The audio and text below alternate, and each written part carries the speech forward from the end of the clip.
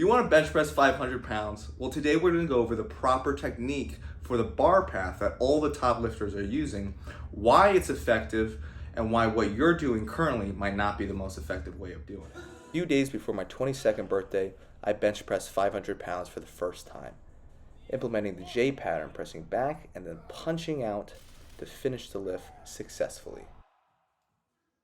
First time I really actually used the J pattern though was when I first benched 450 pounds. I drive the bar back and then I punch out to lock out. Alright, now as you sit there and watch me bench press 441 pounds, knowing that I press over 500 pounds, you might be thinking, I don't care. I don't want to hurt my shoulders. This looks like it's going to hurt my shoulders. Internally rotating your arm to create that power is not going to bother your shoulders if you know how to stabilize your shoulders correctly. Depress the scabs, get the lats nice and tight, all while punching out. Where did this myth of bending the bar come from?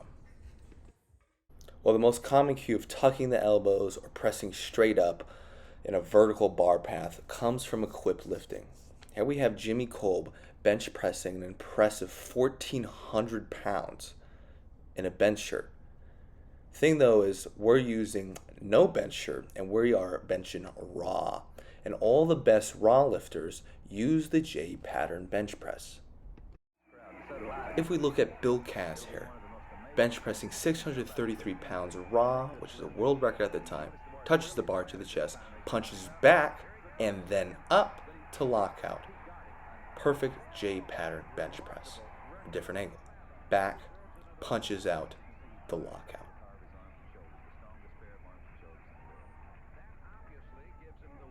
Now this is shown by the diagram from Stronger by Science crew in green. We want to push back and then up, like a J, instead of up and then back. This is more biomechanically efficient. Don't believe me? Let's take a look at Julius Max, the current world record holder in the bench press, benching 795 pounds in training. You'll see he rows the bar to his chest, gets a nice and stable lat, stable shoulders, and then punches out to lock out. Alright, you're thinking, Tank, I want to have a J pattern bench press. I want to bench heavy S weight. I'm tired of my poverty bench. What do I do in order to get the greatest bar path for bench? Well, it's simple. There are a couple cues I want you to implement. Practice, practice, practice. And then 2, film your stuff from the side so you can see how the bar is moving while you're working out. All right. Here's the biggest thing that I see most people doing wrong. They're bending the bar. They think, bend the bar, bend the bar, bend the bar. Why are you doing that? Well, the reason most people are telling you to do that is so you can tighten your lats and provide a nice and stable foundation for you to bench off of. The problem with doing this is it tucks the elbow, and we can't punch out correctly to a full J pattern lockout if we're tucking the elbow. So in order to set the lats, what we want to do instead is 1, bring your chest up to the bar as high as you can, set that arch. And then 2, squeeze the shoulders down. Don't squeeze the shoulders back. We don't want that. We want to tuck the shoulders under the lats and depress the scapula. So we're just squeezing the shoulders down, bringing that chest up to the bar.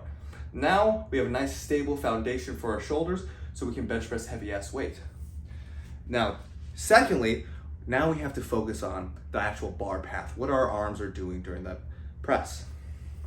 So set my shoulders, bring my chest up, have that arch, lower the bar to the chest. Think about rowing the bar to the chest, not bending bar, just pulling it to your chest. And now think about pressing back and then punching out as you press up.